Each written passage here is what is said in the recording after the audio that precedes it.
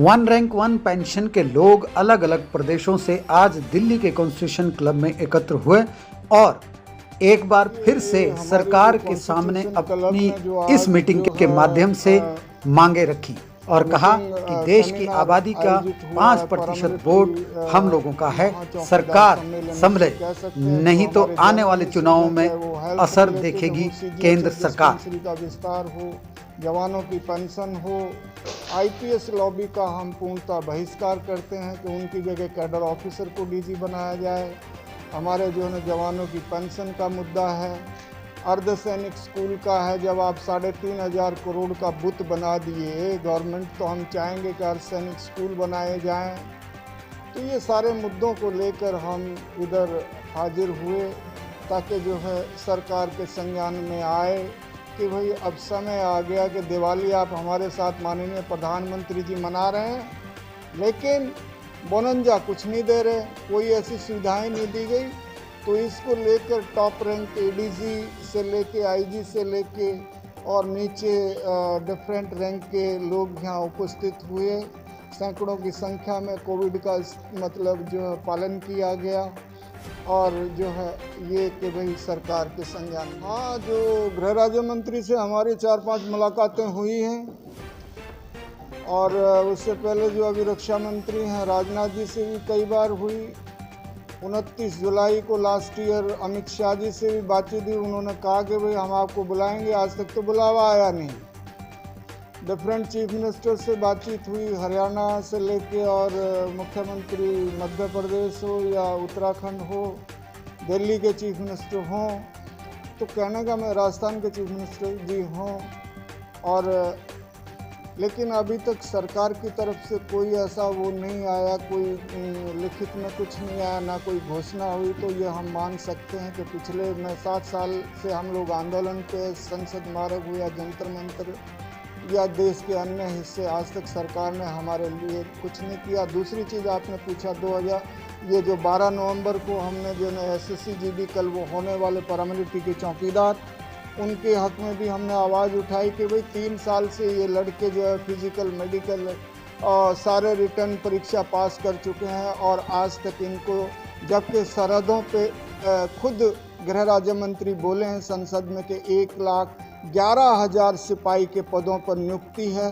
तो हम चाहेंगे कि इन नौनिहालों को भी सरहदों को मजबूत करने के लिए जल्दी से सभी मेडिकल फिट युवाओं को नियुक्ति पत्र दिया जाए। अगर सरकार ऐसा नहीं करती है तो क्या होगा, वो उसमें से 1/3 जो है 2/3 ओवरेज हो जाएंगे अगली परीक्षा में। देखिए, अब पहले तो हमारे अर्धसैनिकी बदहाल हैं, चाहे वो MSP हो या जो है बेटर मेडिकल फैसिलिटी, एजुकेशन, शहादत में भेदभाव होने जा रहा है।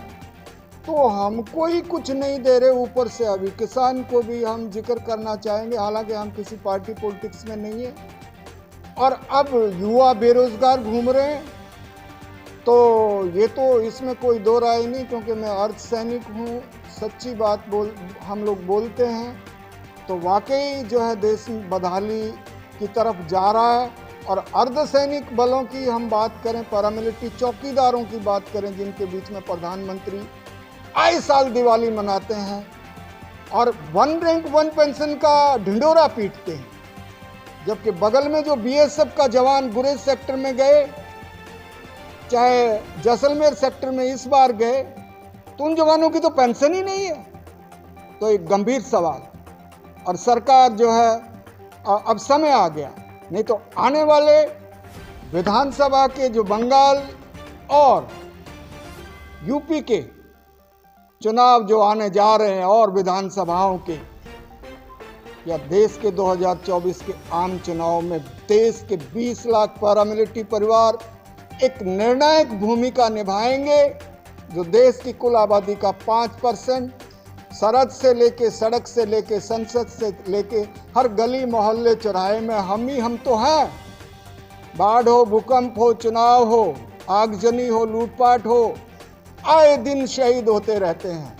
सरकार हमको लंबे समय तक इग्नोर नहीं कर पाएगी और आने वाले चुनाव में वोट उसी पार्टी को जो पार्टी अर्धसैनिक बलों के भलाई की बात। आज हमारा प्रदर्शन तो होना था राजघाट पे, राजघाट पे प्रदर्शन होना था, सरकार हमारे हड़बड़ा गई और उन्होंने हमें जो है लिख के दे दिया कि भाई कोविड के चलते, कानून व्यवस्था के चलते हम आपका धरना प्रदर्शन कैंसिल करते हैं। अब हम तो ठहरे डिसिप्लिन वाले, लेकिन महात्मा की समाधि, संत सदी के संत महात्मा की समाधि पर भी बैन हमें कर दिया गया। इसका हम घोर विरोध करते हैं। HR Singh, additional DG CRPF, सैनिक बल के सदस्य हैं जो देश की सेवा में अपना पूरा सब कुछ कुर्बान कर रहे हैं। उनके साथ जो इनकी जायज़ मांगे हैं, जो भेदभाव हो रहा है, उसमें सब लोग समर्थन दें, जिससे सरकार उनको जल्दी से लागू करे। मुझे लगता है कि जो हमारे जनप्रतिनिधि हैं, जो बार बार आश्वासन दे देते हैं, हाँ हाँ कह देते हैं और इसके बाद काम नहीं करते, उनकी एक जिम्मेदारी तय होने का समय आ गया है। उनको जनता के प्रति और अपने कहे हुए वायदों के प्रति जवाबदेह होना चाहिए, नहीं तो कोई समय सीमा ही नहीं रहेगी, लोग जिंदगी भर गुजर जाएगी, काफ़ी लोग तो मरते जा रहे हैं। और जो भी जेन्युइन आंदोलन हो, जो अनुशासित तरीके से लोग अपनी जायज़ मांग उठाएं, सरकार को चाहिए कि बहुत तत्परता से, तेज़ी से उनको लागू करें, जिससे असंतोष की भावना ज़्यादा से देना चाहते हैं। अर्धसैनिक बल जो है, ये है असली चौकीदार जो बॉर्डर पे जो काम करती है, और उसके अलावा इंटरनल सिक्योरिटी में भी है। इनके ऊपर भी ध्यान देना चाहिए। सिर्फ सैनिक रहते हैं, लेकिन हम अर्धसैनिक बल का भी होना चाहिए। और हमारे को जो रिटायरमेंट के बाद जॉब वगैरह जो मिलना था वो नहीं मिल रही है, और कई लोग बीच में नौकरी छोड़ के आ जाते हैं, जो 20 साल सर्विस किया, अपना फैमिली प्रॉब्लम वगैरह वजह से आ जाते हैं, उनको कोई नौकरी वगैरह कुछ नहीं देते हैं। जबकि 2012 में 23 नवंबर 2012 में गवर्नमेंट ने ऑर्डर किया है, इनको भी एक्स सर्विसमैन स्टेटस दिया है। कुछ स्टेट छोड़ के बाकी किसी ने भी अभी तक नहीं दिया। इवन सेंट्रल गवर्नमेंट ने भी अब ये कहना चाहता है, जो तुमने जो ऑर्डर इशू किया 2012 का, कम से कम सेंट्रल गवर्नमेंट में तो लागू करो। DN शर्मा, मैं BSF से रिटायर्ड IG हूँ 5 साल पहले। मैं यही कहना चाहूँगा कि अर्धसैनिक बल जो हैं, CRP, BSF, ITBP, ये देश की आंतरिक सुरक्षा में बहुत महत्वपूर्ण भूमिका निभा रहे हैं। और पिछले 30-40 साल से हम देख ही रहे हैं, देश के अलग अलग भागों में, चाहे वो पंजाब की मिलिटेंसी हो, कश्मीर की समस्या हो, या पूर्वोत्तर सीमाओं की इंसर्जेंसी हो, नक्सलवाद से ग्रस्त स्टेट्स हों, सब जगह यही फोर्सेस हैं जो अपना काम कर रही हैं और अपना पूरा योगदान दे रही हैं देश की आंतरिक सुरक्षा को संभाले रखने में।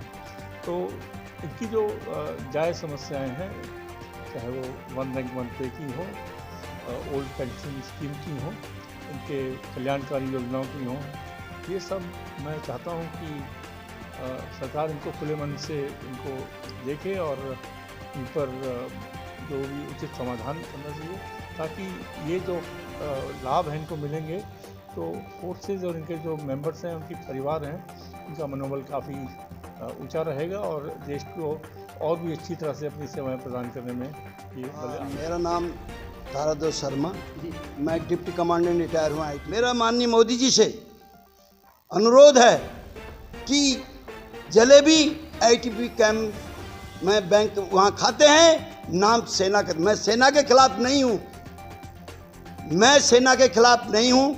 मेरा माननीय मोदी जी से अनुरोध है कि अगर ITBP के कैंप में, अर्धसैनिक BSF के कैंप में आप जा रहे हैं, जलेबी हमारी खा रहे हैं, गुण आर्मी की गा रहे हैं, मुझे अनुरोध है और दुख भी है।